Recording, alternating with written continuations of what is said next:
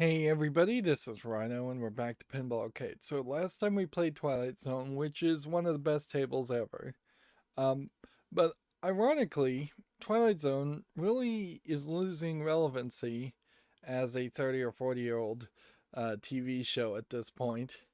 And the table itself references Funhouse, so you kind of need to play Funhouse first, which weirdly makes it third place where I would personally put Star Trek The Next Generation in first place.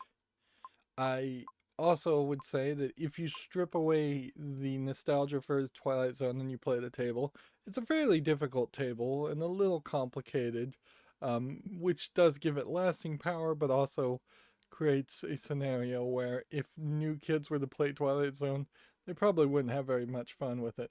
I would definitely say don't have a new pinball player play Twilight Zone. Save that for nearly the last in the long journey of potentially playing pinball tables. Now, how you're going to have that long journey to play a bunch of pinball tables, you're going to have to find an arcade or a pinball museum, um, or you're going to have to use Pinball FX3 or Pinball FX, the reboot that's coming out, or Pinball Arcade. But even in Pinball Arcade's case, you really couldn't play all of these tables because they're not available and licensed anymore, so you would have had to already bought the tables. Moving forward, we now have 1993's table Whitewater. Wet Willie's is an interesting choice to scream that out loud in the track sound. Whitewater 1993 is another awesome Williams table designed by Dennis Nordman. It was also designed, who also designed great games such as Scared Stiff, Elvira and the Party Monsters, and Dr. Dude, and his excellent Ray. Now, Scared Stiff, I don't think we have a table called Scared Stiff. The game challenges players with navigating down the river to Wet Willie's River Ranch by completing flashing hazard shots. This is a fast playing table with many wild whitewater rafting themed shots and several multiball mode. The playfield features an easily distracted Bigfoot and a whirlpool that sucks the ball down. 7,008 units of this table were produced. That's about half as many as were made for Twilight Zone, and arguably Twilight Zone should have had twice as many made for itself. Uh, Arguably, the moderate limitation on the number of tables probably uh, does affect things. So Scared Stiff is a table. It's just we haven't played it yet. So these descriptions still are going around in circles as far as the references. They're not talking from a chronological perspective. Yeah, Scared Stiff is here. We're playing Whitewater, which is here. Welcome to Wet Willie's. Howdy, partner. Well, let's look at the table before we play. It would be fairly pointless to play a table without even having a look at it, if you can have a look at it. So, regular plungers. We're getting back to regular plungers, where for 1992, in particular, there was a lot of uh, electric plungers. Tables still have barcodes. I think they may just have barcodes going forward. And that seems to be fairly ubiquitous between Williams and every other developer. You have a ramp here that goes down and back into the in lane. While I appreciate it going into the top of the in lane, I don't particularly appreciate when you have ramps that add that extra visual distraction. So much so here you can see that they had to remove any artwork that would have covered up where the lights were lighting up the table. And I suppose we haven't really talked about the fact that there are lights all over the place on the edges of these tables to give an ambient lighting effect as much as a see-through the art lighting effect or a flashing light bulb effect to tell you to shoot somewhere. I imagine a lot of these tables were at least partially designed originally to be played in fairly dark bars. I think there's a scoop back under where this blue target is. It's called the Lost Mine. That would make sense. Then we've got a couple of rocks that look like they are just rocks. There's maybe a pop-up bumper here, and then it goes this way, and it could drain to the outlane, but it looks like it has a decent chance it will drain to the in lane. Here you've got a guy with a donkey or dog. Suppose that's supposed to be a dog. A white-haired cowboy guy. I feel like this is trying to make a reference to like the Legends of Curly's Gold, which I forget what that movie's main real title would be. But yeah, interesting little area. And then we have a plastic whirlpool that shoots the ball seemingly all the way down through the table. And then the vast majority of your shots are going to be up this lane. So you've got 3 standing targets here, 2 standing targets here, 5 standing targets on the left. Then you've got a ramp that you shoot that ends up, I can't even tell. I have no idea. It's called Disaster Drop. It ends up somewhere. Then you have this, which seems to split in a couple different directions. And I can't tell where that lands. And then you have a ramp here that I think comes back to this ramp and loops around. This is definitely going to be one of those tables where I'm going to go in fairly blind. And then there's a ramp far in the back, and that might loop around too. And then there's a weird angle to this too, that it brings you to this upper play field, and you're trying to shoot for these 2 different scoops, and if you miss, you'll hit. Are those holes or are those lights? I think those are lights. So if you miss one way, if you slice to the right, it then circles around in front of this character that's not even looking at you, which is really, really odd to have a plastic toy and have it looking the other direction away from the character. I don't know if his head's going to turn or what, but yeah, it's way on the other side. Or this guy may actively move and bump the ball around in loops. Maybe, maybe not. That's called the whirlpool light when lit. Or you use this higher area to go up here to an even higher area that at that point you have a major drop on an angle downward, and then a major ramp upward, and then downward and upward. They're putting a lot of verticality in this table, which probably means the pitch on this table is actually fairly low. Yeah, and there's a whole nother ramp back there that drops the ball off. This just screams insanity all over the place. And then seems like you launch the ball up to this top play field area to start with. As far as I can tell, not any rollovers, except for perhaps in the in lanes and out lanes. It seems like you're going in a linear fashion through these different missions, and I don't know if they're going to be specific missions or if they're going to specifically just be bonus multipliers. There's Wet Willies on the art. There's a ton of art going on here. But the kind of white color palette's fairly easy to ignore. The brown might be a little bit distracting, but it's a fairly dull brown. Here in the art we can see a blonde lady that, I don't know if these are just not traced images. Then you have the guy in the back with the dog. And then you have a guy here, and a guy here, and the little boy. And then, let's see, is that a little boy? A slightly older boy. Then another girl. And I suppose with yay for general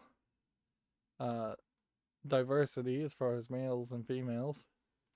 But I bet none of those characters get any voicing. Here's another old guy. I bet this is the only guy that gets any voicing. But it definitely also is just weird to use the Wet Willie's lewd joke as a concept. That looks like a pirate in the background. And then a very tall light up sign on top of it to gain more attention. The art looks particularly bad. This might be a game that uses the LCD a lot better. We have, frankly, been fairly disappointed from the LCD usage and video modes usage, with the exception of Star Trek The Next Generation. Twilight Zone didn't use it really at all, and that is pretty much in line with everything we have seen. Whitewater, go with the flow. The easily distracted Bigfoot. I did not see a Bigfoot.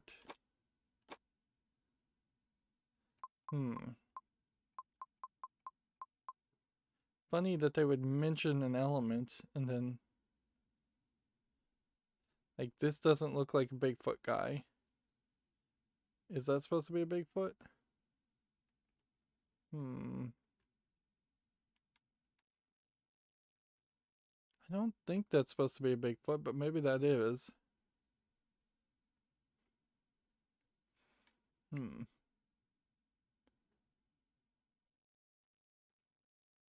You do see on this art several characters that are being implied. Alright, so what are the standard goals? Skill shot, activate Gold Rush multi-ball, collect the Whirlpool Award, score multi-million, and collect the Disaster Drop Award. Alright, that all seems fairly reasonable. So, that's a full power non-skill shot launch.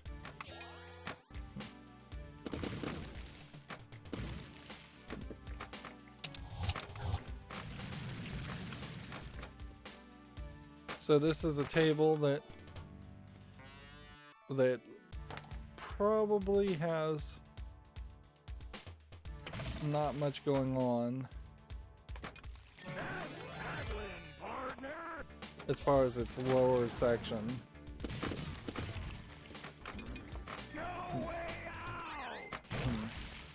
So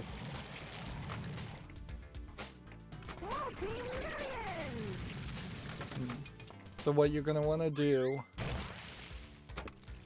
is have some really good shots lined up on this table, I imagine. So I lit one, and I didn't get the multi-ball, the skill shot, first time, but I got it the second time. It's the Boulder Bash. This does have a kickback. It's a weird sounding sound effect that plays for a kickback, but I'm not going to hold that against it, really.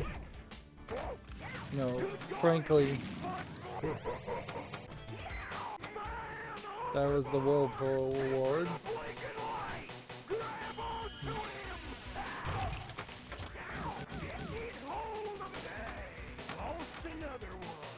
So it feels like you're kind of going down a narrative here with the different numbered missions. But that might just be a score multiplier. Interesting that there's a video mode of them bowling.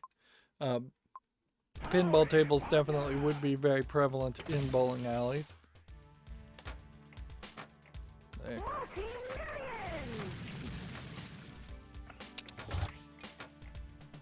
So yeah, I don't think this is a table that I'm super enthused by.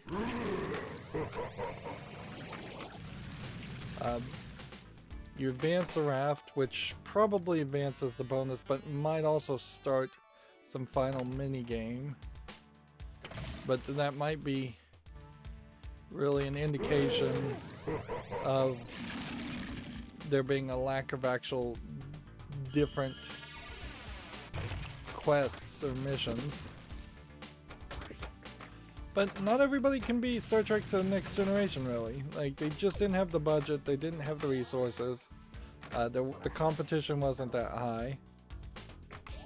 There was, even by the 70s and 80s, some flagrant stealing and threats of patent lawsuits from pinball companies, I've found out since last recording. And so, yeah, I don't really begrudge the table for being a little bit more simplistic than one of the best tables ever. I just am not in super love with these angles. Every time I see a table with even one ramp, let alone 4 ramps that are at the top third of a table, I think there had to have been a better way to there must have been a better way to bring those those ramps forward and give them lower angles, make them easier to shoot up. And in this case, because they're going so incredibly vertical, it might have made it a little bit more difficult, but probably not that much.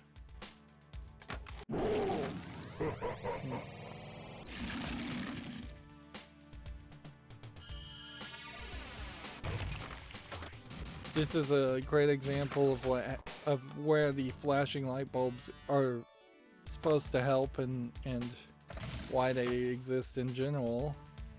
Is that it is supposed to point you to the point where a ball is about to kick out.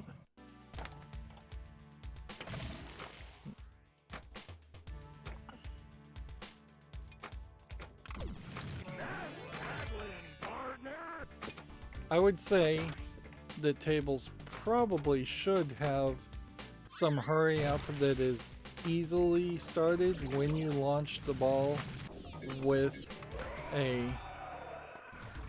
with full power on the plunger. Like, relatively easy, not super easy, but there clearly is a scenario where you don't want to just have to always point towards a skill shot, because the skill shots are always, while high scoring, slower to jump into the action.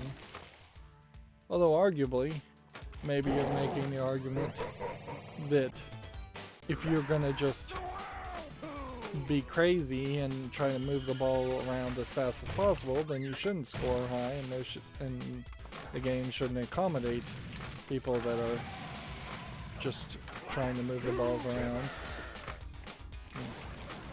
In the same way that the tables really shouldn't accommodate children that would just push all the flippers up and try to hit the ball somewhere.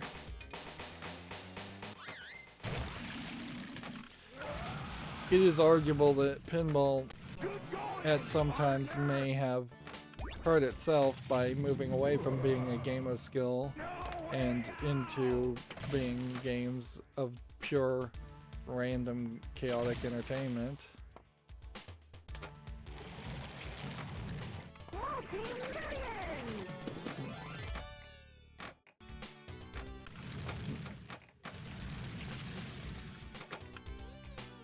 I feel like you could have had a center center lane scooper drop down target. We've only seen that in Phantom of the Opera, and I really like that as a concept. So it's a shame more tables didn't take that idea of a scoop right in the middle. Almost every table does try to have this mentality around a long center lane shot. So we had a fairly low score, but we got onto the high scoreboards. And the only thing we're looking for is Gold Rush Multiball, which, unless that game just drained all my good luck and beginner's luck, I imagine what's going to happen here is we will, in the next two maybe 3 games, activate that multiball.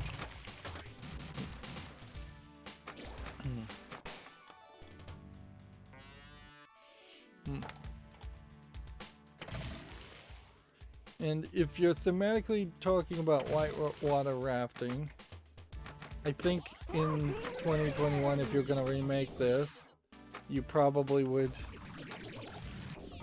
talk a lot about life jackets and safety. And that's about it. Different. Like, thematically, you don't really need to change anything else. Having Bigfoot in it's fine.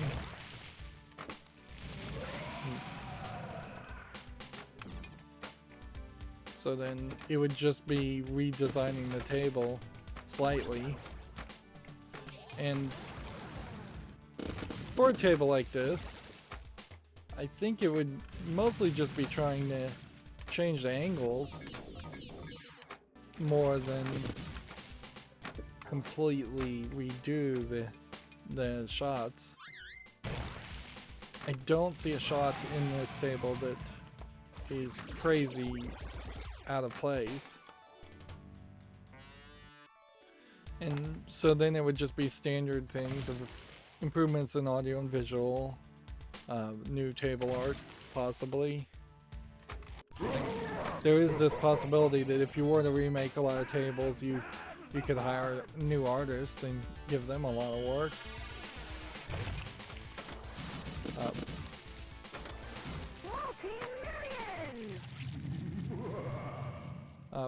But yeah,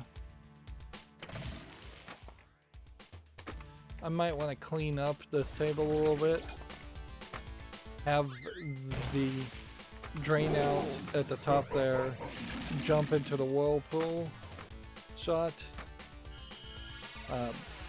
That way there's only one exit overlapping there, but that might be a mistake because that might end up putting the ball coming out of that cave far too often. Yeah, I guess that guy in the back is the Yeti. He really just looks like a guy to me. Just looks like a hairy guy.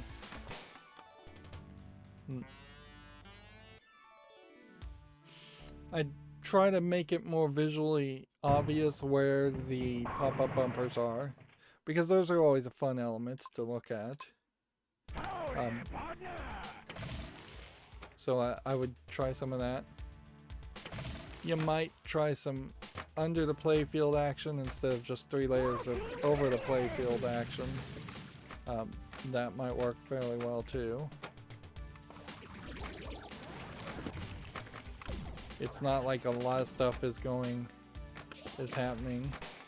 You know what you really could do that would be cool is if you can ensure the water never gets dirty, which would probably be difficult with real water, but if you put like alcohol in under the playfield where all the water is painted, and then you just have a little aquarium pump, I think you could pull off a pretty cool looking effect where the water was actually moving down the table always.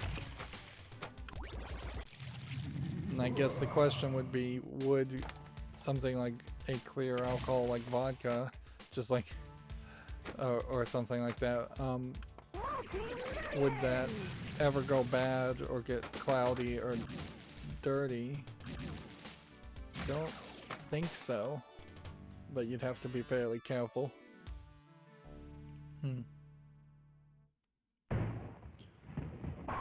Yeah, it would be like a liquid cooling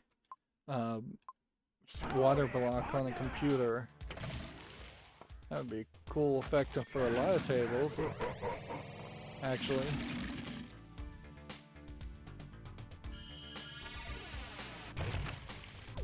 Let's see, if you hit the ball right when it pops up, you don't have quite enough power to hit up that center lane, where you probably should be able to hit that center lane.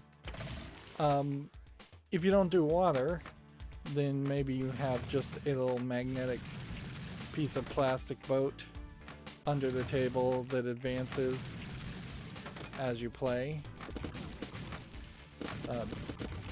And so you could change the arc slightly there without really changing a lot.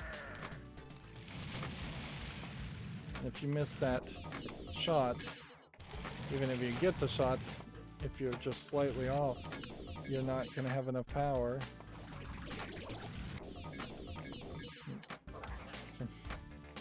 That's a function that seems like it changes speed quite a bit, so I'd probably want to put a zigzag at the ramp there, or a magnet even, although I'd prefer not to use a magnet.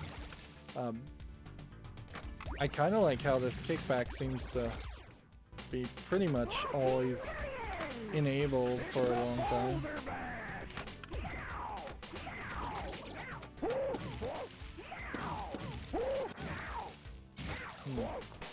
Yeah, I was wrong about that curve. There's definitely an angle on that outer curve that needs to be adjusted. And if they were going to do this video mode concept of him bowling, I feel like that should be emphasized on the table too.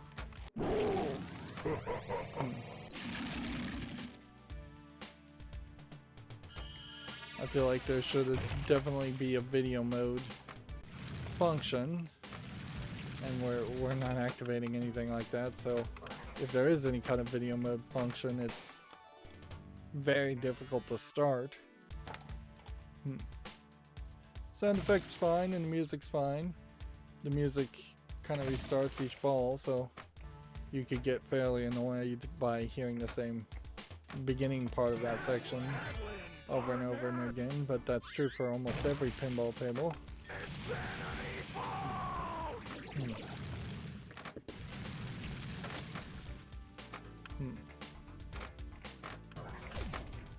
White River rafting is one of those events that in a more precautious world would be illegal.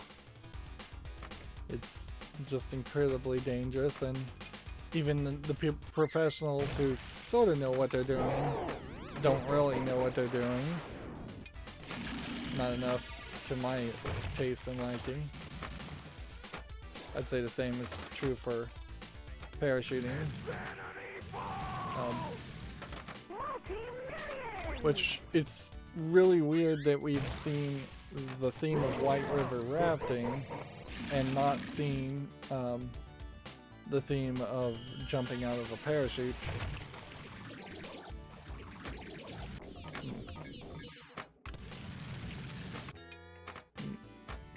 Which is an activity, I guess, in 2021 that would happen more.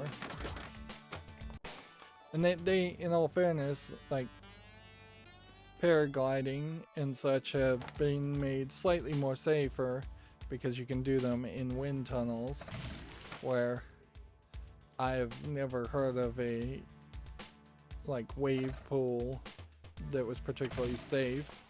Even wave pools in water parks are often particularly dangerous.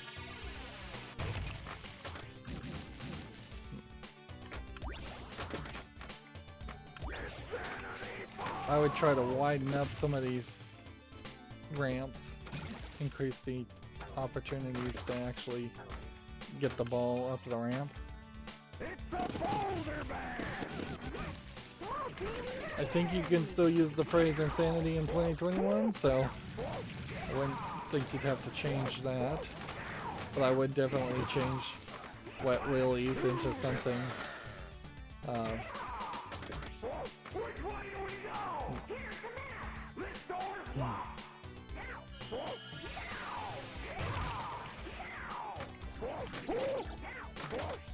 It doesn't seem like, even though we have lane select, it doesn't seem like I'm really lighting up anything when I run over the switches in the in lane, so that seems weird.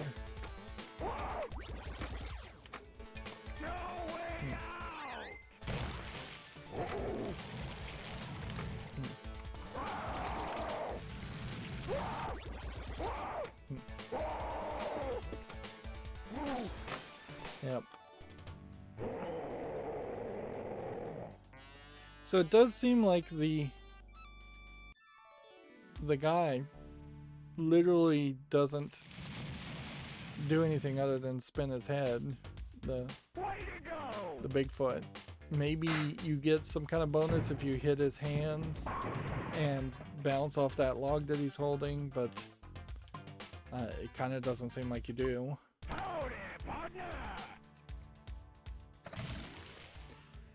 This is another table that feels a little bit more cowboy-y and western-y than probably needs to feel. I have to just assume that there was a certain type of people making tables that were into more country type mentalities. In all fairness, I imagine table designers were in 1993 people who would have grown up watching westerns and their entire childhood, and so they probably just can't help themselves but make things that they think they would like. Which in all fairness, that's better than them just trying to pander to 1993 era stuff. Take note that we've seen no skateboarders and colorful neon clothing and or anything like that really as a focus. This table is interesting in that it has kind of this status screen that it brings up when you score something. It shows you like 4 different things at the same time.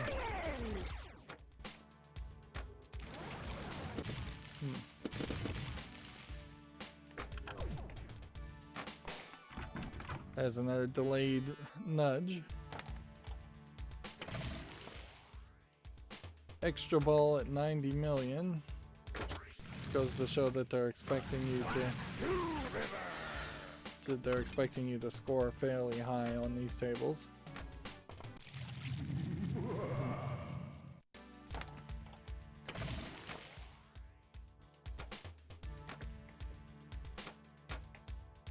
So what is it that lights the lock?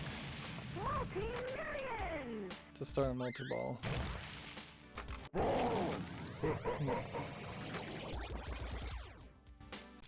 I guess hitting him starts the multi-ball.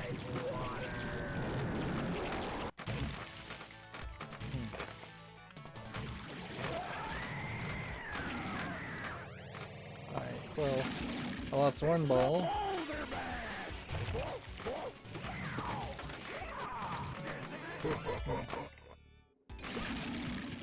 I've gotten, I think, all of the standard goals, so there's not actually anything that we're shooting for, per se.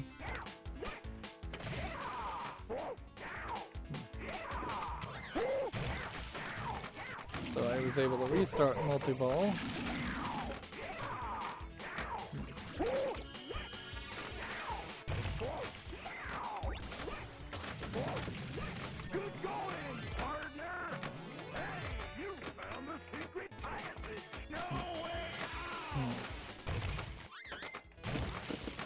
It seems like we are mostly just moving the story forward. far as while doing multi-ball, is still just advancing rafts and trying to get more of a bonus. Arguably, this might be a table that is a little too yelly.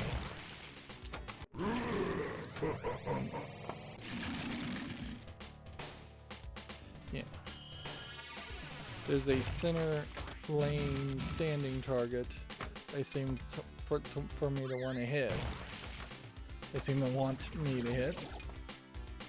And if I hit it, I feel like the ball's got a decent chance of bouncing directly back into the drain. There, we hit it. Now it wants me to hit a different one, so I wouldn't be surprised if hitting the glowing green standing targets, apparently that's what lights the lock. Good to know. I've locked about 9 balls without knowing that, which in all fairness, there's plenty of tables where you can get a full multi-ball without knowing a single bit of how the table works. And there does seem to be a fairly difficult collection of 3 items that are inside the hidden cave.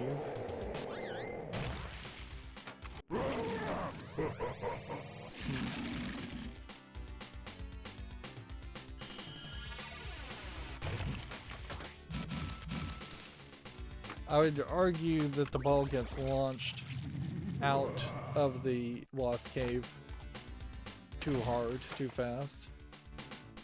So I don't know how you fully fix that.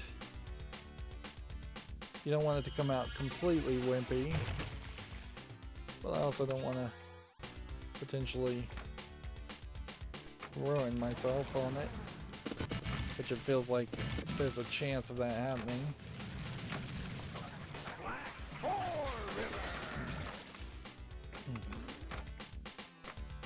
Relighting the kickback seems to be fairly easy to do.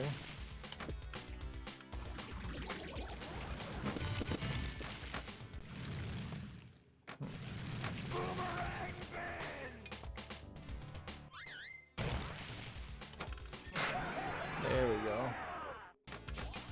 That took several attempts. It's a Boulder Bash!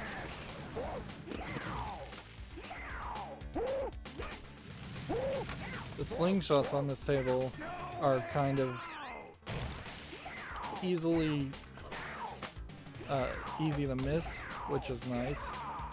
Like, I would be fairly happy to never run into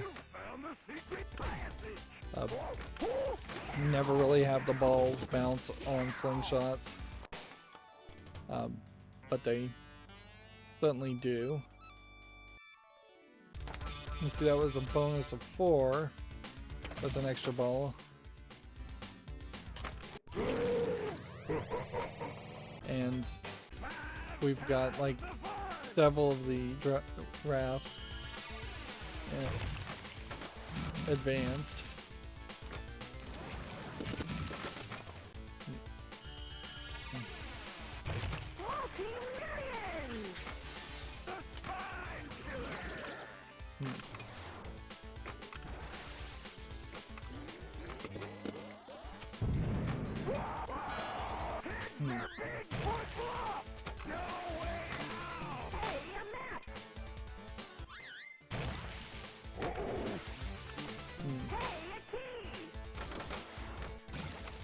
So I just got a map and a key. So that's 2 of the 3 things I think you're supposed to collect.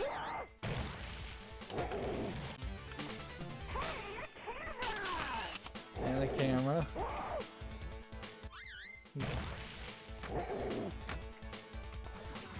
So Bigfoot is freaking out.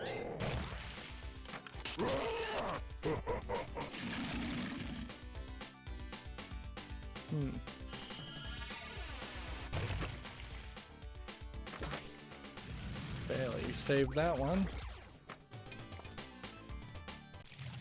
I'm at 294 on this table.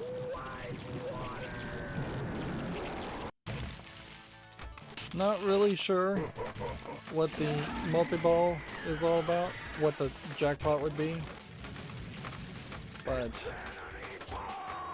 I imagine if I just keep taking shots, I may be able to pull it off.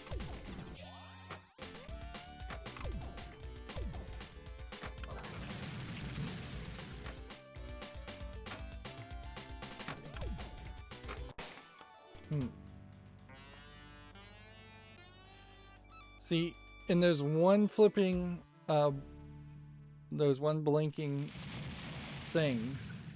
So I was like one raft advance, I think, away from getting it all the way done. Way to go! That was the second high score.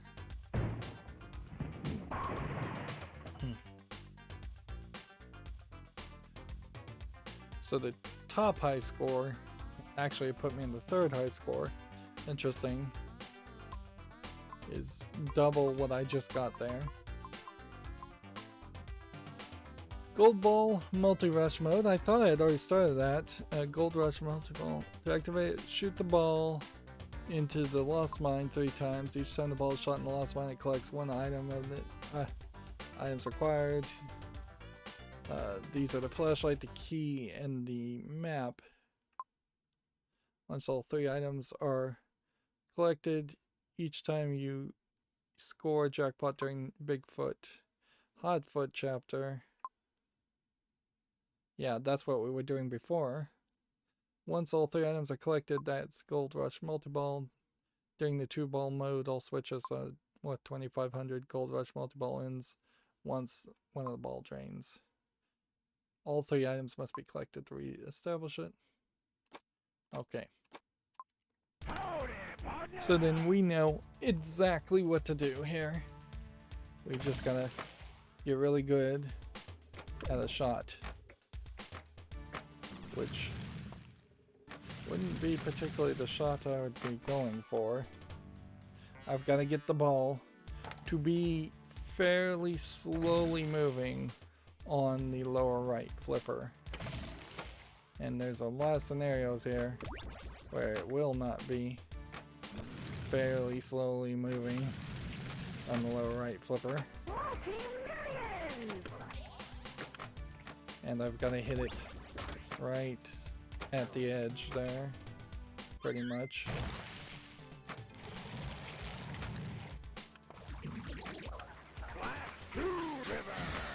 And if it's not an angle that I can really hit with the right flipper, then it might be a case that I have to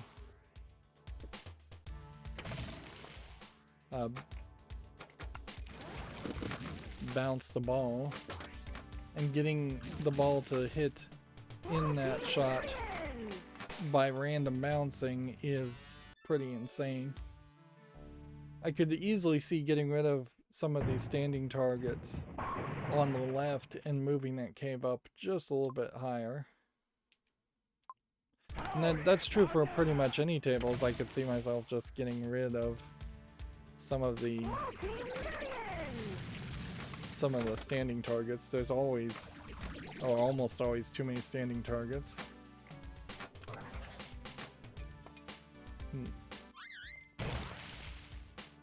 So, if you're going for this, the trick must be that you let it drain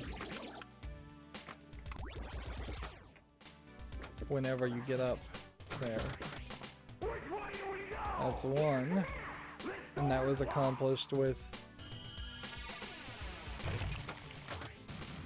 the slingshots.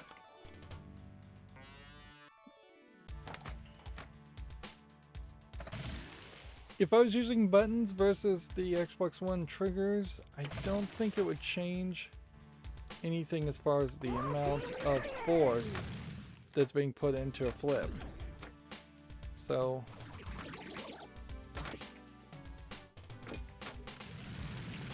In that case, The door's locked.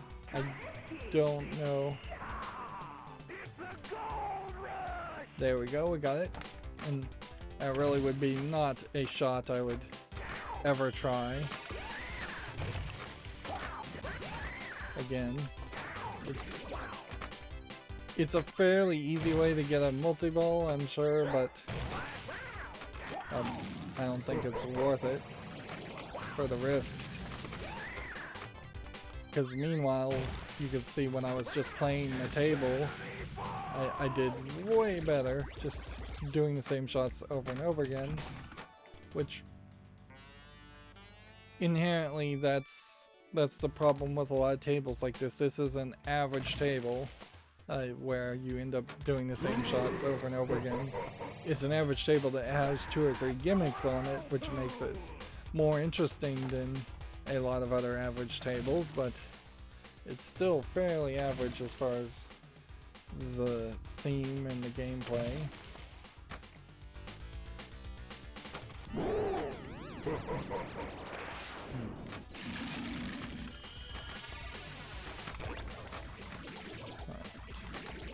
Keep going, partner. Multi-millions. The spy killer. We don't really know what Wet Willie's is, whether it's a boathouse or whether it's a final destination for the weather rest after a long day of whitewater rafting. Arguably, there is a problem, come to think of it, with the idea of whitewater rafting with kids too. It's one thing to take kids rafting on a relatively safe river. It's a whole different thing to say, hey, we're gonna go and find the most dangerous possible conditions to raft in. So wizard goals wise, we're looking for a 5-way combo, which I have no idea how you do that, a Bigfoot Jackpot, a triple jackpot, a traveling hazard, and a vacation spot. I think we probably will get some of these, maybe not all. Shoot the Spine Chiller, then Insanity Falls, then No Way Out, then Insanity Falls again, then Disaster Drop, or Boomerang Bend. Wow, they're gonna give you an option at the end. That's a lot. But in a multi-ball, you could probably pull that off by accident. Complete vacation planner is divided into 4 sections. You can view each vacation planner by holding either flipper to see a status report. The vacation planner is shown here if the ball is shot into the whirlpool when whirlpool is lit. First section is river class. To complete this, you must advance the river class to 6 during the game. Second section is Wet Willie's. To complete this, you must activate Wet Willie's River Ranch mode during the game. The third section is the Boulder Garden. To complete this, you must collect all 6 whirlpool awards during the game. This is an insane and large amount of stuff to have to do. Fourth section is locks. To complete this, you must lock a 3rd ball at No Way Out or after completing the first 3 sections. Wow. So that is what they've been showing me as that single screen. Triple jackpot. How do you get triple jackpot? Yeah. There are obviously some kind of hidden elements to this table that I wouldn't normally see or even think existed. It kind of feels like in this table design they didn't really know what to do with the left side, so they just put that wave up and down. But also that is an interesting visual aesthetic, so I can't blame them too much for trying it. Normal jackpot is this.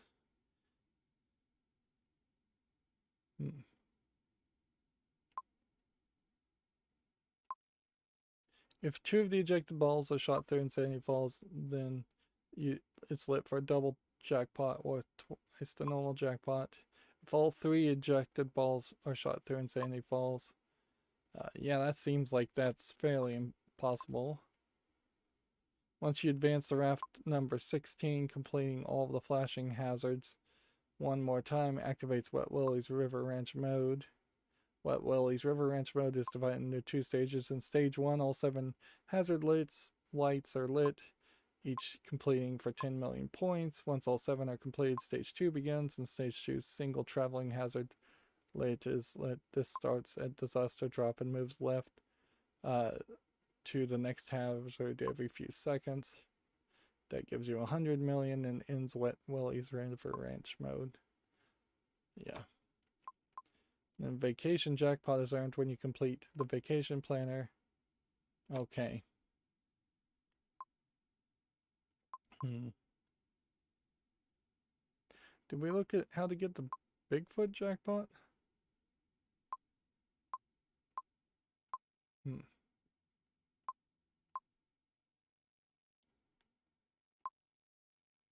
This mode lasts 20 seconds. During this time, each shot through the Bigfoot bluff scores a jackpot worth 10 million. Okay. So, overall, this feels like a table that is capable of getting a lot of these wizard goals fairly easily. But it doesn't really feel like one of the tables that I would just really want to come back. I would probably want to play No Good Gophers more than I would want to play this. And I haven't even looked at No Good Gophers yet, so that's not even a fair comparison. I probably would want to play Terminator 2 a little bit more than this table. Maybe not. And at a certain level, when you start to get these average tables, that they're fun to play every now and then, but they don't have enough of a lasting power to make you want to potentially play them for hours upon hours. And it is more of just a case where it would be fun to jump in and jump out. And that's the beauty of emulation, I suppose, compared to having to actually own every table, which is the only other option, is that in this case I can just jump in and jump out and be very ADHD with my game style playing. I don't have to line up, I don't have to wait for somebody else to play the game. I don't have to put quarters in. So there's huge benefits to playing it digitally, with the one huge caveat that you're not really playing pinball. Let's just be honest there. You're playing a decent simulation of pinball at best.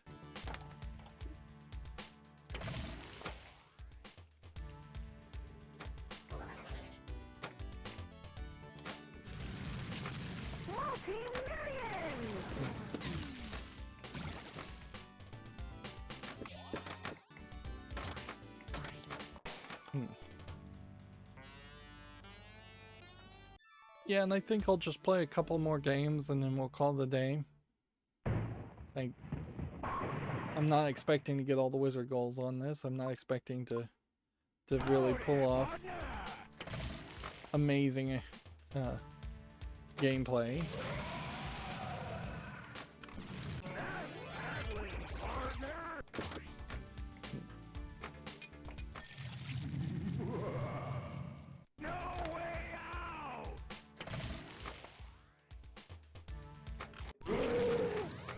There's a Whirlpool Award.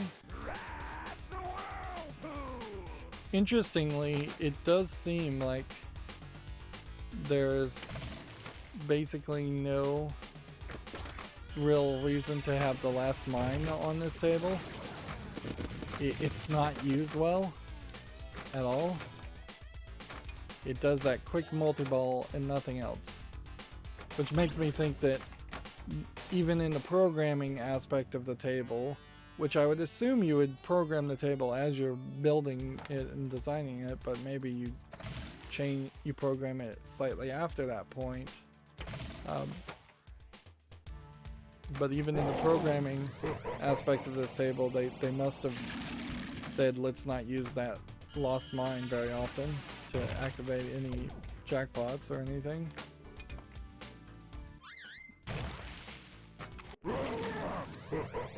Which that was the right decision, because this is way too difficult of a thing. I suppose the question to ask here is, does the whirlpool work better depicted as a whirlpool, or would it be funnier if there was a toilet there and it whirlpooled down the toilet?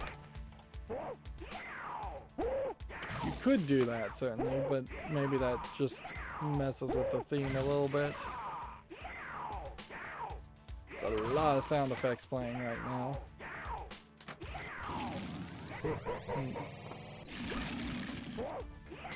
Maybe you put a shark toy on this table somewhere.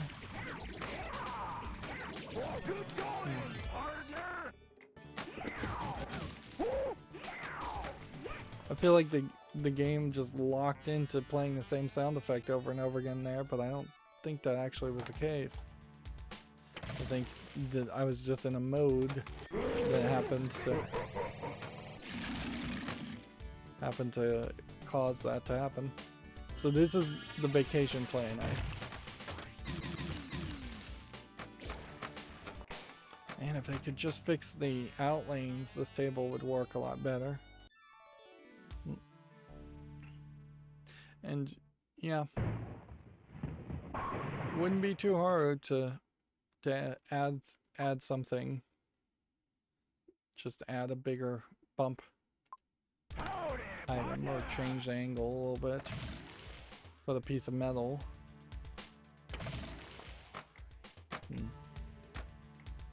YouTube suggested me some videos of someone fixing and I guess reconditioning 1970s pinball tables, and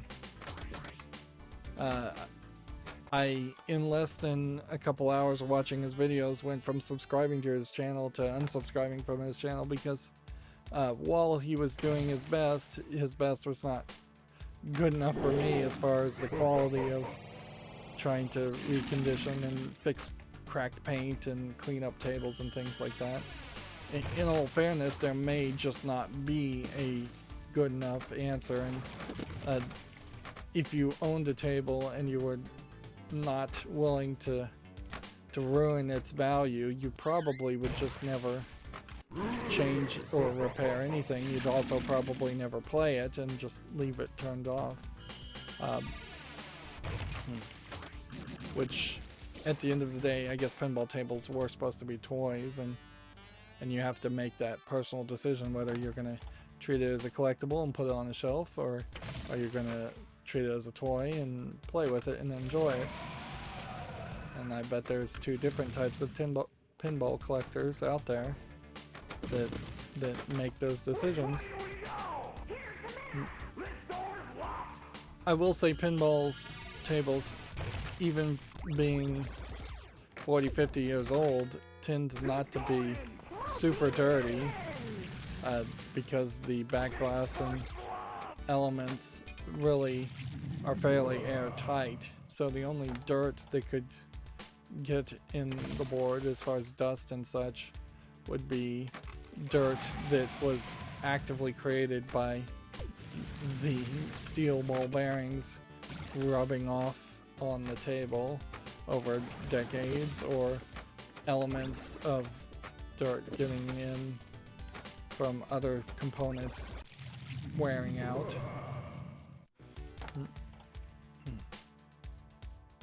Where you would think, if it wasn't even if it was slightly unairtight, pinball tables would be incredibly dusty very, very fast. The static buildup.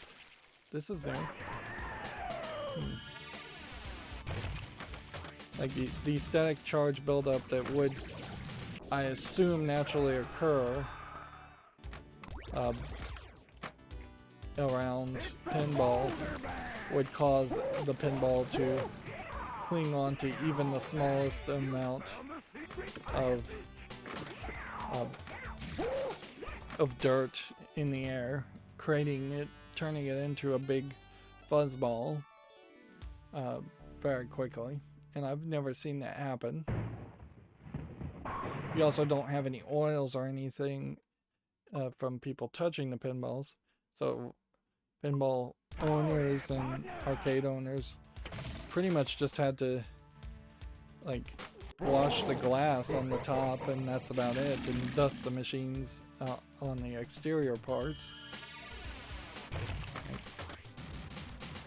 They may very well have secretly had maintenance men under contract in a lot of arcades though that came in on a weekly or monthly basis and cleaned things out and maintained them a lot better than I think.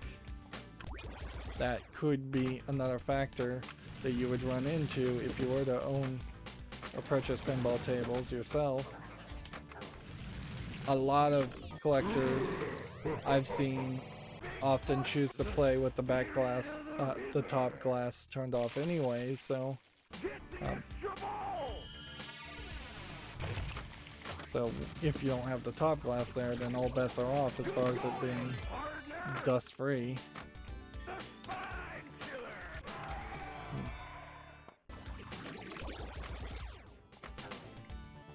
Alright. It does reward you for the two-way combo, but I would have to get really lucky or be in the middle of a multi-ball to get to a three-way, four-way, or five-way combo. I suppose you're ranking up like you did in Star Trek The Next Generation to increase a bonus.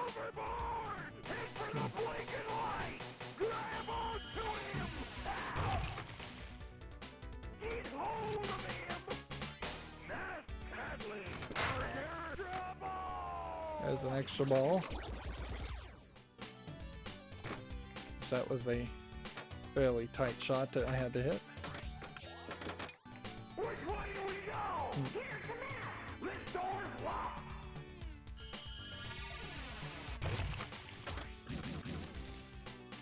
I think I was right as far as the idea of whether any of the female characters or any of the other characters in general would be voiced.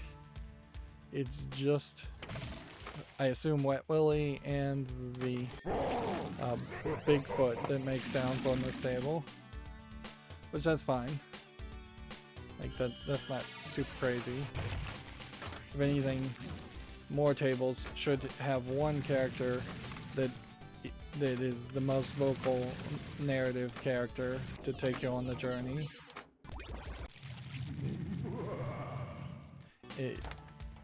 This isn't a particularly instructive table, so it's not telling you where to shoot as much as I kind of would like it to.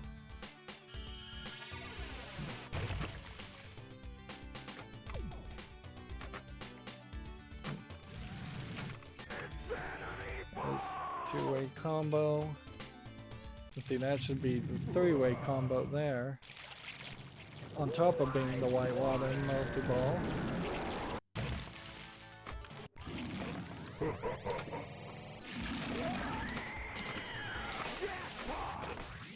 So, you have slightly more time to go for the triple jackpot, but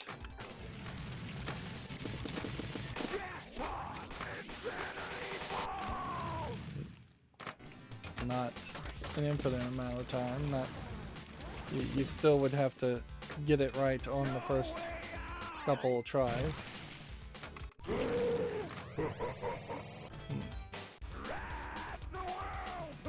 This does strike me as a table that you could fail fairly easily. Like to actually accomplish these wizard goals and these later goals, and you could just keep the game in play and try your best to score high but not really get the top scores. That's true for Star Trek The Next Generation too, is that after playing it for nearly 2 hours, I still wasn't able to get that final quest, final frontier mission started.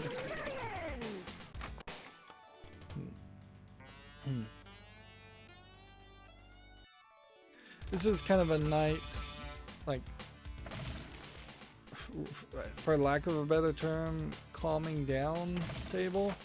Like, I could see playing this after getting really pumped playing something that was a little bit faster and just had more multi-balls going on.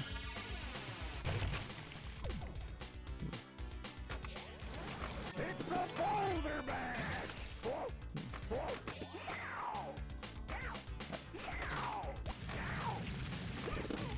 Trying to hit that extra ball, flashing light on the right. But I'm not sure I can actually hit it. The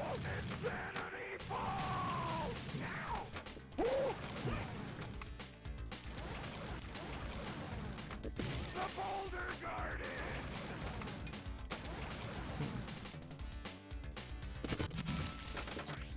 And hitting all the boulders. There we go, got it.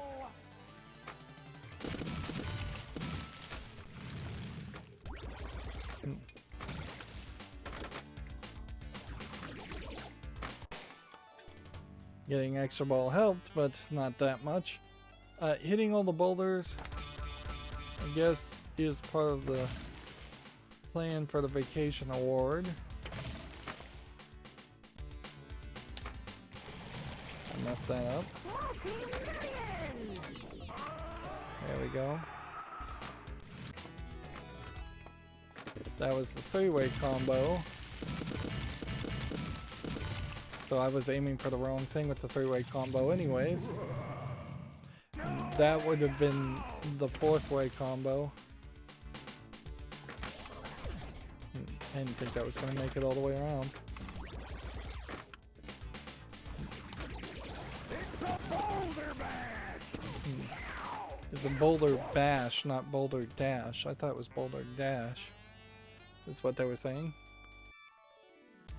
I'm not sure what really raises your rafting rank. And I was too early on that one. This is another table where you can get multi-ball fairly too early.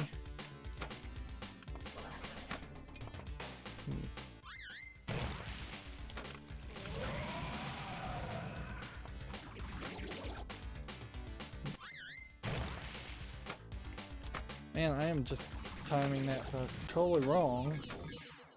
And part of the reason why I'm timing it wrong is because there are two different ways the ball gets up there. And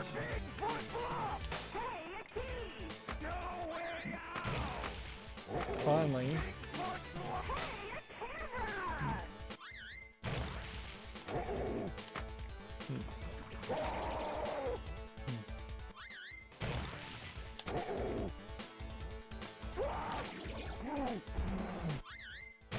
so all I'm trying to do is this over and over again.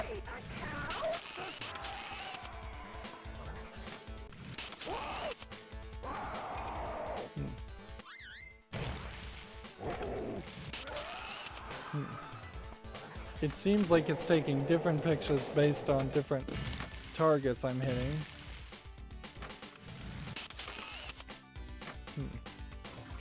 But it may just be taking random pictures in general to be funny, but that's a dangerous thing, certainly, because it is certainly something you can't really pay attention to while you're playing. So whatever cutesy art they're showing as far as pictures of Bigfoot can only be really ever enjoyed by observers, third-party observers watching you play the game, which there's a decent amount of that kind of elements in pinball, where you really often just have to dilate your eyeballs and get into a zen-like state where you just stop blinking and you're trying to observe the entirety of the table all at once. We made it to Wet Willie's.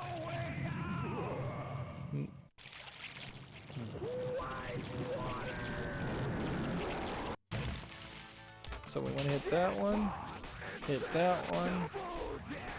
that one. And there was our triple jackpot. And I literally just ignored what was happening with the balls at the bottom while I was doing that. You get that triple jackpot, and it just stays at a triple jackpot. Interesting. Alright.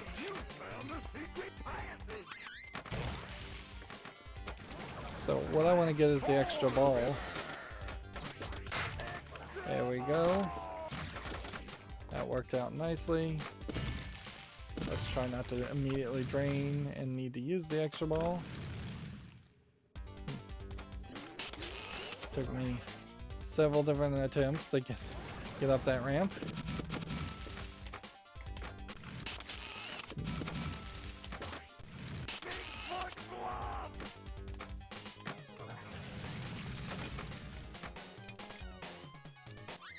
So we're at Wet Willie stage 1, and we're trying to get up the ramp,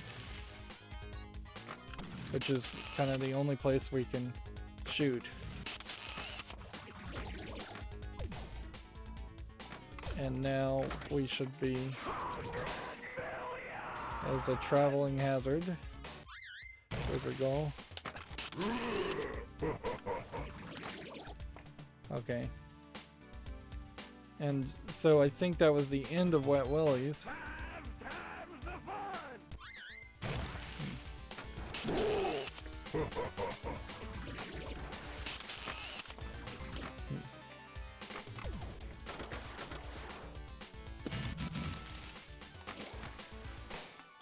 Alright, not too bad. But that really didn't feel like that was a case where we had actually maxed out everything there was to do on the table either. So it's a little weird that that kind of is exactly what we just did. There are maybe 1 or 2 other wizard goals, and I'm not sure how far we are on the vacation target.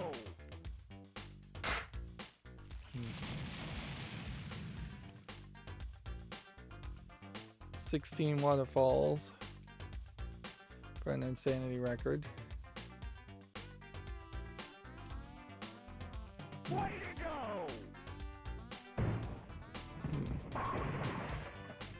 Want to be real careful so the game doesn't crash.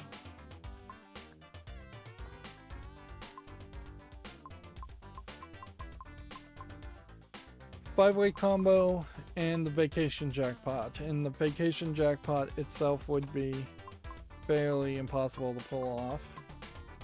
For consistency's sake, we'll see if there's any interesting adjustments here, but almost certainly there isn't.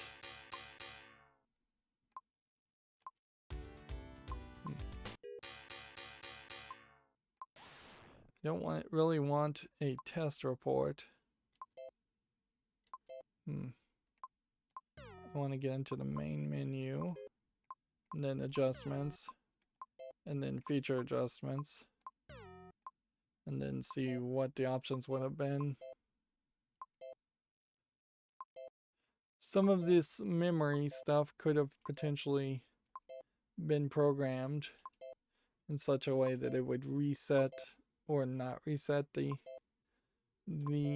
collectibles from game to game. Like if the number of rafts held from game to game, that would be interesting. Or if the number of boulders or the number of balls being locked.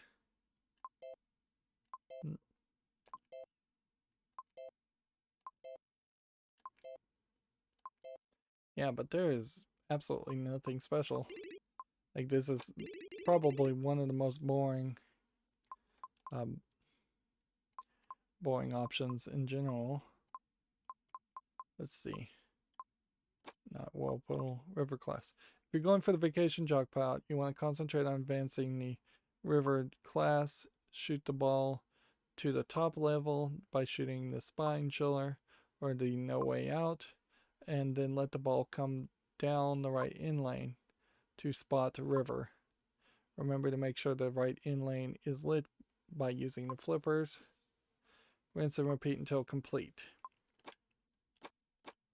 Alright, well, let's see if we can pull that off.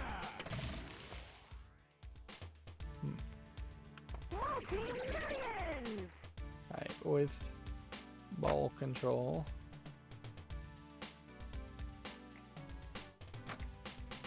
Let's see if we can get into the in lane.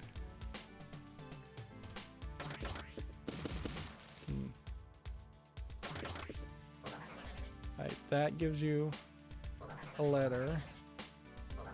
And that means that is lighting it up. Although it would be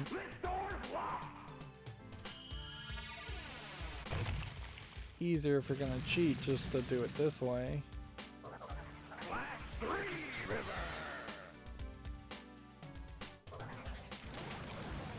I feel like I'd like to see more tables just stick to the classic descriptions instead of thematically having your score multiplier go up every time you spell river. Alright, so add a class 6 river. That's the highest you can do. Okay. So then to get the boulders to the max,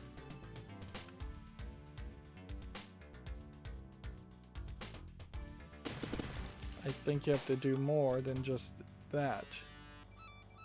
Than just hit the boulders.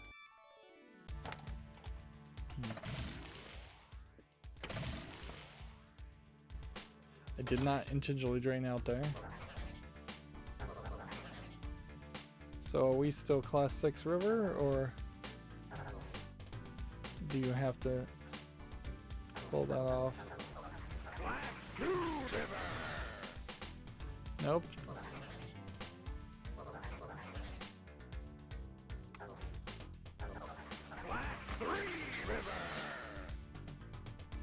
Let's hold the ball and see a status report. Extra ball, free play ball 2, total this, hot foot and 4, vacation planner. So you got up to class 6, but you don't have to do that all in the same game. The question then would be, The Boulder Garden. what are you doing to increase your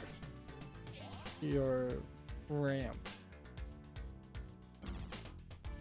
And can you really cheat to get to that point?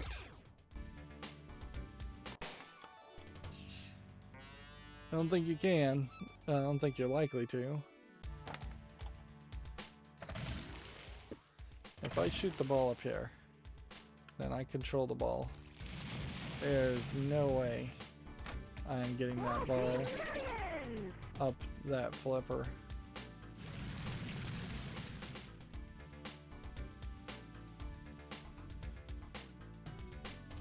Where's the sink? I thought it curved this way. You found the secret passage. Does that advance the raft each time? Secret passage. Yes, it does. Also, if I go straight up, I can lock a ball. These ramps are pretty deadly, even with ball control. Right. You found the secret. Welcome to Wet Willie. So yeah, you'd have to hit that. Alright, now Boomerang bend. that's boomerang bend. It's the Boulder Bash. The Boulder Garden. Disaster drop.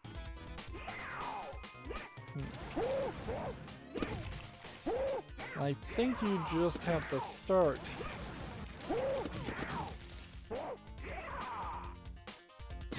Yeah, my assumption here is you just have to start it, you don't have to finish it. But we might as well finish Wet Willie's.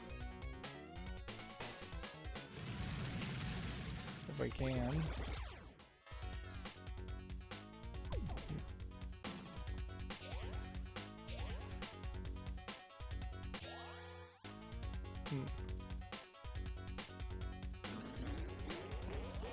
See, that just lights what they're calling the bounce back, but I think more traditionally you would call the kickback.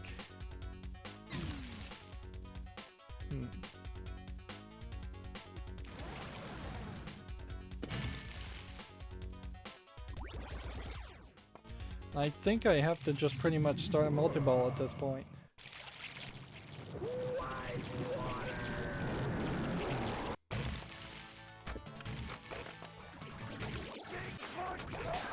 They basically time the launch of each ball to be in line with the lower flippers too, so that's how the balls then end up draining.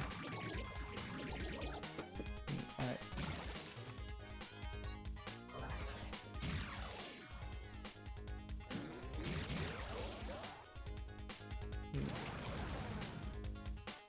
It's a Boulder Bash!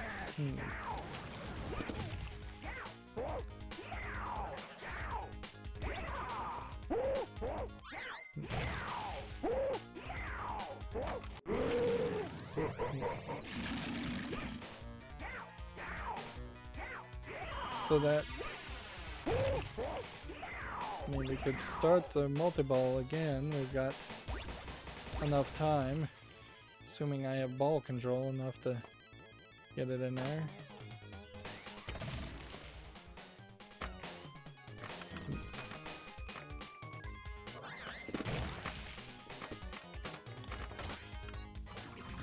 But yeah, my main goal here is to try and see what I need to do to get the boulders. I think it said hit 2 more.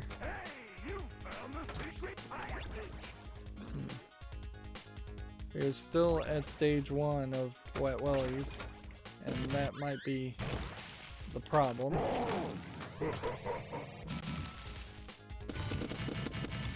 Because, yeah, none of that Boulder Garden is lighting up. And I feel like I've spent a decent amount of time in the Boulder Garden for it to not have lit up.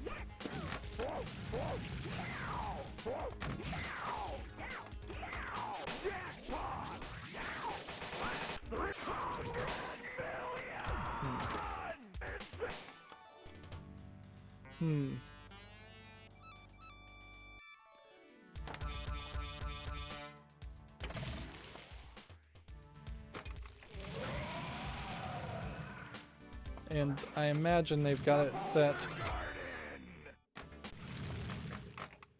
I imagine they have it set in such a way that you can't just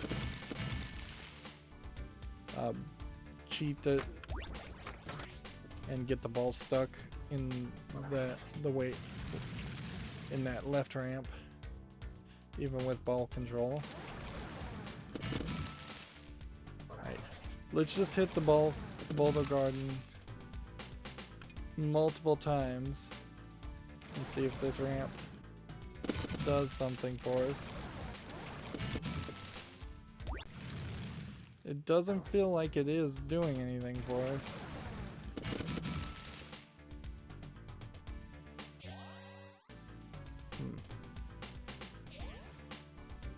It seems like we could get the hot foot going.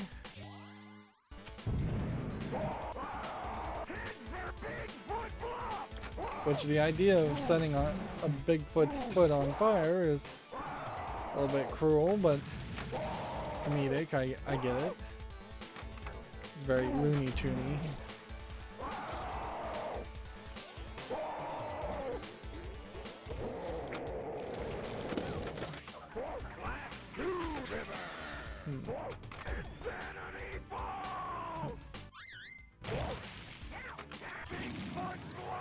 Let's see, that gives me a Whirlpool award.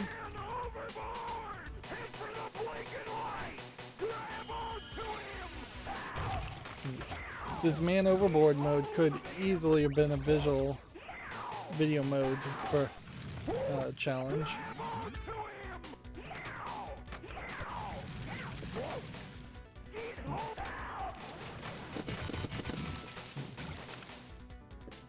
In a funny way, I think you could probably have taken some of the ideas of Fishtails and merged it with this table. And then it would have just been an aquatic adventure theme. Wouldn't be the first time we have seen aquatic adventure theme tables though, so. Because there was also that deep sea mermaid one that was unmemorable. From this, I'd say 80s.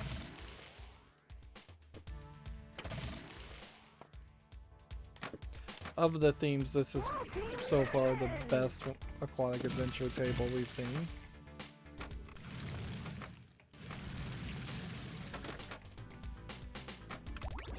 The show would be helpful if you could just hit pause and then like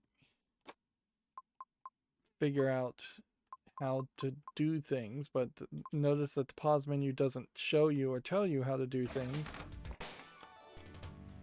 So you're just out of luck. Even cheating here, I still was unable to figure out what was moving the boulders forward. Way to go! And on top of the boulders, there was the locks that we could have gotten that done. Cheating. Yeah. Vacation jackpot.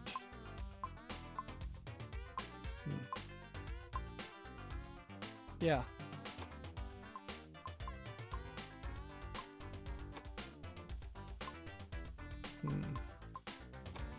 So I think I'd have to come probably over to the help, extras, instructions. Wow, everything's all over the place. Man overboard, we did that. Disaster drop, Boulder Garden. The jet bumpers on this table are called boulders. The area is called the Boulder Garden. At the start of each game, each hit of the boulder scores 50,000 points. Each time the Boulder Garden shot is complete, the boulder value increases. Completing the Boulder Garden 3 times activates Boulder Bash. This mode lasts for 15 seconds. During this time, each boulder scores 500,000. 3 Boulder Garden shots are required to activate Boulder Bash a second time, for third time, 5, 7, blah, blah, blah. 10 Boulder Garden shots are required to activate it a 7th time, 20, and 8th time. Each time the Boulder Garden shot is complete, the display will indicate how many more shots are required. Boulder Bash can only be activated 8 times per game. Well, I don't get this. Then the second section is Wet Willies. We did that. The third section is Boulder Garden. To complete this, you must collect all 6 Whirlpool awards during the game. So I was just aiming for the wrong thing, and I would have had to have just played really well. Then the fourth section is locking the ball for multi-ball. Okay. So yeah. I get it now, what I would have had to do, but yeah, that would have been a lot of work. It doesn't feel like you're gonna, in 2 or 3 hours, have a 100% guaranteed chance that you would be able to get that vacation award. Overall, though, 5-score combo will happen eventually. This would just be the real focus, and that is the case, I think, for most wizard goals, is that there usually is just one wizard goal that is the penultimate or ultimate goal. Let's see on the leaderboards how many people are really playing this. Playing this on a Saturday, we have all time some people up to the 160 billion, 120 billion, and then it jumps down very quickly to like 26 billion, 21 billion. So it's a fairly low scoring table. Weekly speaking, we have one at 4 billion, and I am the 6th highest rated person of, I bet, less than 30. Actually, no, a lot higher. I must have just gotten a really good game if I'm 6th highest ranked and so many people have played this. I'm surprised so many people, frankly, have played this table. Like, this isn't really that good of a table that 235 people would have gotten it. So monthly speaking, where do I line up? On the 10th day of the month, I'm 13th best player. But yeah, if we really look at my score all time, I'm 4,129th. Actually, that's a fairly high score. That's not bad. That is not bad by any metric. It does bring about an interesting idea. Do I put something like Whitewater on the favorites because I have a decent chance of getting all the wizard goals done, or do I put it on the favorites because I think it's an alright table? The Hall of Fame score here is 57, so that seems to still not be very high as far as these numbers that you get. But maybe the Hall of Fame score goes up the more you play, more than even when you play really good games. So Wipeout is next, and then you have an Indy 500 here, and then you have Red Ted's Road Show, which that might be off-roading. And then do we have anything else that is kind of aquatic in comparison? Nonetheless, Cactus is something. Big Buck might also be somewhat in that country sports category. But yeah, if we go back and look at Fishtails.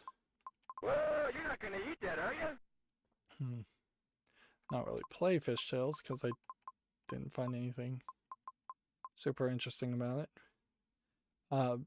This table is just far too green visually, and that was a big distraction.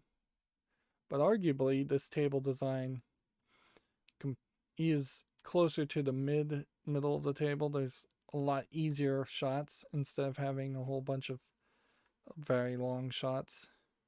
There's a top lane, easy, more visible pop-up bumpers, bit simpler of a play field compared to Whitewater. But the angles on this table, if I recall correctly, were pretty bad too. So I would say you probably will have a better experience playing Whitewater than Fishtails, whereas Fishtails on first glance seems like it would be the better experience. Then what was the other one? Fathom here. Help me. From 1981. Fathom. Which this is kind of an old school electromechanical table with an old school artwork. And yeah, there's far too much art going on this table. It's hard to focus. And then you've got topless mermaids. But then you have an incredibly simple table for what you're actually shooting. And that explains very quickly why I forgot this table completely. It's because all it has is a top lane and 3 bumpers, a couple of ramps on the left, a sinkhole over here, a top flipper, 6 standing targets there, 3 standing targets there. Very, very simplistic table. Which you just don't really expect that from tables. And it probably does make a great argument that there really shouldn't be any more 60s or 70s tables made. You could make all kinds of themes brand new and make them look like 60 era and 70 era tables, and people wouldn't even know the difference. It's not until you start getting into the 90s era and 80s era tables that people have actual memories of the tables. Now, undoubtedly, there are some collectors out there that do have the last uh, version, the last remaining table from the 60s, and almost every arcade that exists nowadays calls themselves a pinball museum, where arguably none of them really are pinball museums because they are just letting people play the pinballs and they're trying their best to maintain them. They're museums much like kids' museums are museums. There's nothing on display at a kids' museum that probably is original or valuable. Kids could reach over the banisters and touch the paintings if they wanted to. A lot of kids' science museums and such actively encourage interacting with the displays. That's pretty much where pinball museums get down to. But that once again gets back to the idea of should these be treated as toys or should they be treated as collectibles? And I think mostly they should be treated as toys. You do better for society to let new generations play pinball than you do to hide something for historical relevancy. Anyways, on that big thought, that's going to be it for this recording. As always, I ask you to like, share, subscribe, comment, and watch every second of my videos. If you want a friend to follow me on any social media sites, there's a whole bunch of links down below. And if you want to support me further, there's a link to Patreon, or you can friend me on Steam and get me a game off my wish list. Thank you for watching. Have a good evening.